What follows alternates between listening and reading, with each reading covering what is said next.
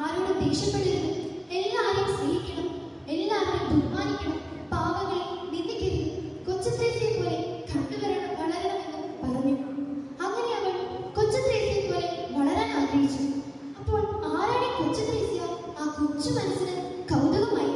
പിന്നീട് അങ്ങോട്ട് കൊച്ചു ത്രേസ്യയെ കണ്ട് അവൾ പ്രാർത്ഥിച്ചു, മറ്റുള്ളവരെ സഹായിച്ചു ജീവിച്ചു പോകും.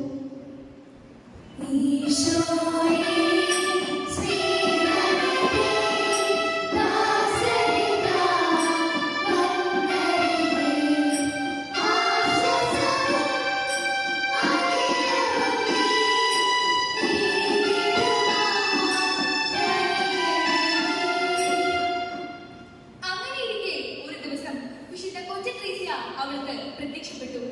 അവൾക്ക് അവളെ തന്നെ വിശ്വസിക്കാനായില്ല.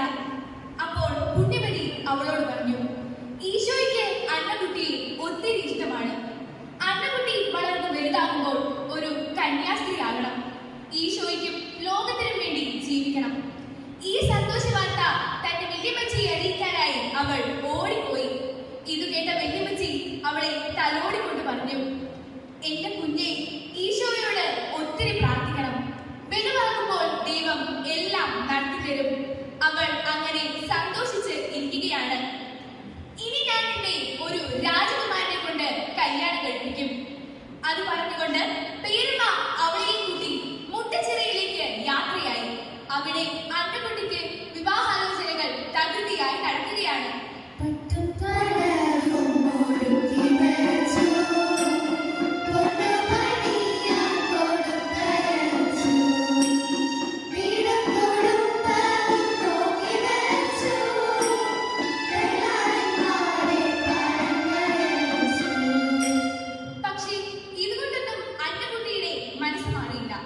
അവൾ പേരമ്മയോട് കേണപേക്ഷിച്ചു, എനിക്ക് വിവാഹം വേണ്ട. എന്നാൽ പേരമ്മ തന്റെ തീരുമാനത്തിൽ നിന്നും മാറിയില്ല. ഞാൻ നിന്നെ പാലൂട്ടി വളർത്തിയതല്ലേ, എങ്കിൽ എന്റെ തീരുമാനം ഞാൻ നടപ്പിലാക്കും. ഒരു ഞെട്ടലോടെയാണ് അന്നക്കുട്ടി അത് കേട്ടത്. ഇനി എന്തു ചെയ്യണമെന്നറിയാതെ അവൾ വിഷമിച്ചു.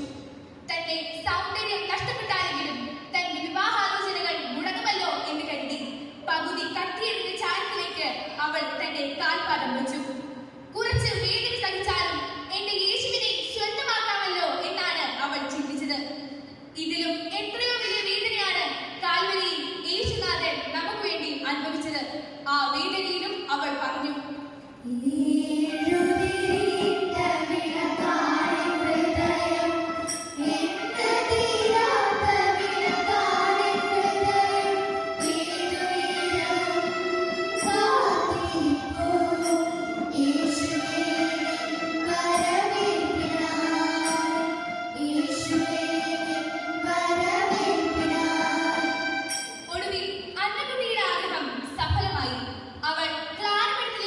യാത്രയായി.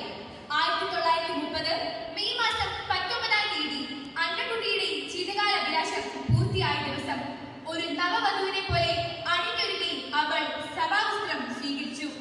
അങ്ങനെ അന്നക്കുട്ടി സിസ്റ്റർ അൽഫോൻസിയായി.